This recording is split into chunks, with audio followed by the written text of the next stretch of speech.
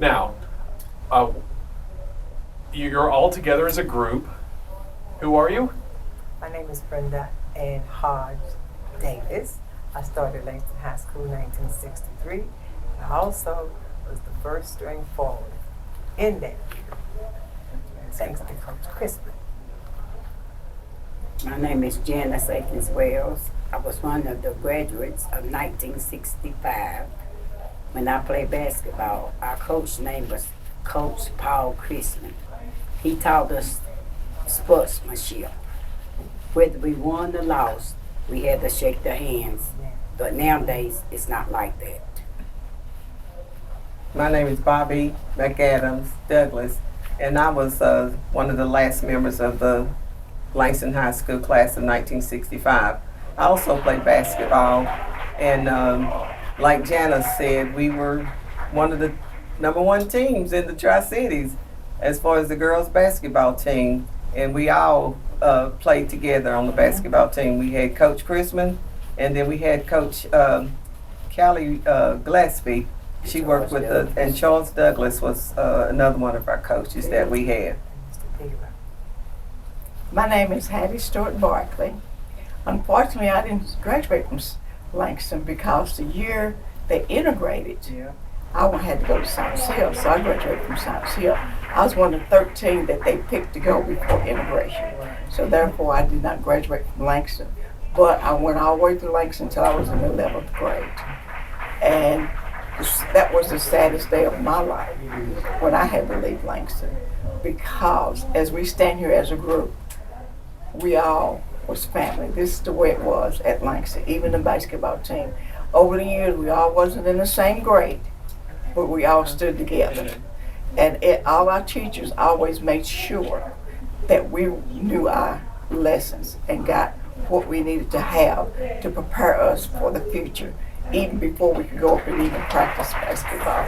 So I give the credit to all the teachers, past teachers of Langston High School, all the coaches of Langston High School, and all the students of Langston High School, because Langston High School not only was a learning facility, it was a family of all in the neighborhood. Thank you. That's it. It's fantastic.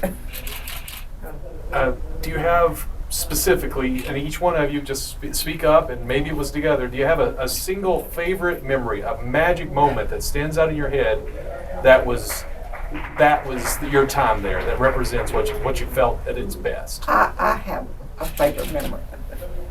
The whole year, usually during graduation, I was in the band also.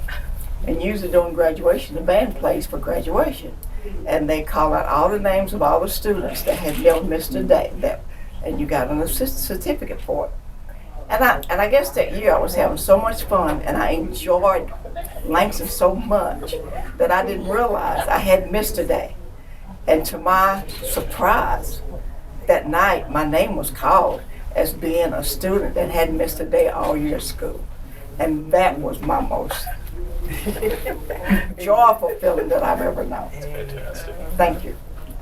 Mine was when I was a senior in high school, and we had our senior class play, and it was the name of the play, I still remember, Man Overboard, and we were practicing the play, and we was having a good time, and one of the students, I can't remember, I don't know if it's Mike or Joe Miller, fell out of the chair, and the chairs were borrowed, and they broke the chair, and that was one of the, we just had a fun time practicing the play, and just having a good time. And then I'll let you tell the trip, about the trip to New York. It was during the World's Fair, 1964, 65 World's Fair, and we would take senior trips. The class of 64 went, and then we went, and we had a fantastic time. We had some of our boys get lost in the subway.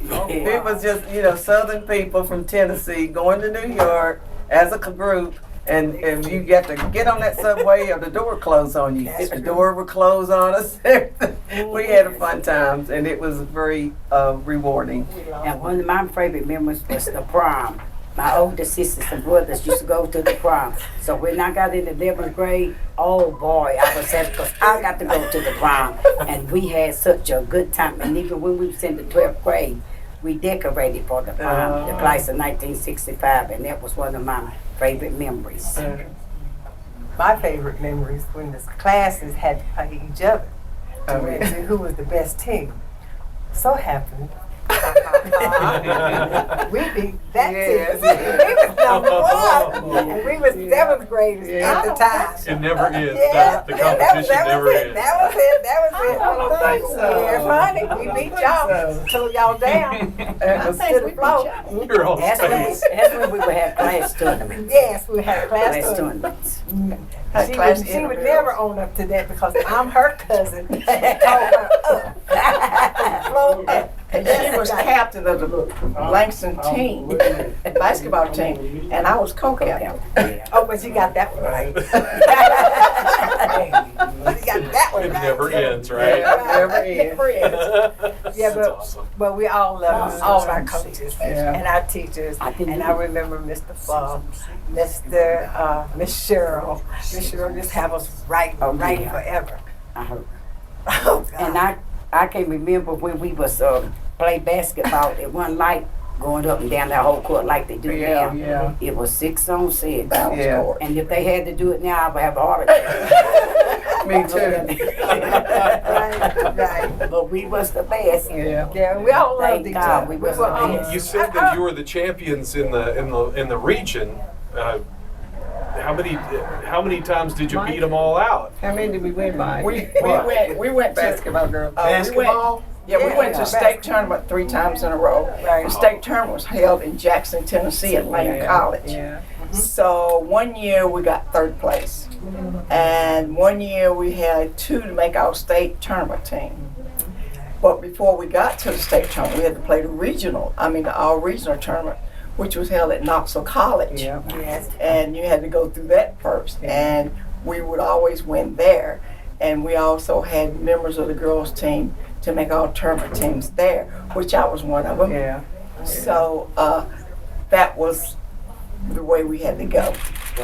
Right. Now, when you all were just hanging out in town, We don't hang out in town. Well, no. When you did, what were your places around Johnson City, around the local region that you would go to? What were your favorite places? Harbor Recreation Center. That's all we had. That was the That was the only thing. And then it was roller on the skating. bleachers. Yeah, and we roller skated on Friday. stayed around the We had- jukebox we- yeah. dancing all the time. Yeah. We sell sock hops.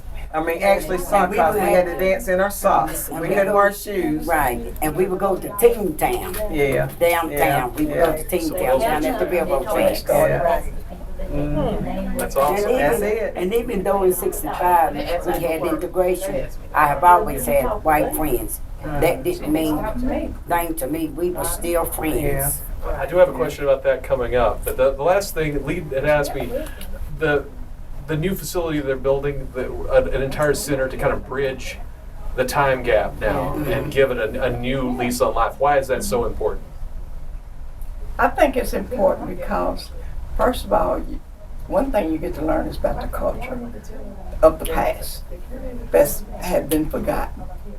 And that will be a great asset to the community. While being a center of the community to be multicultural for everybody, you're also learning a little bit about Black history also within that building, because it's for everybody.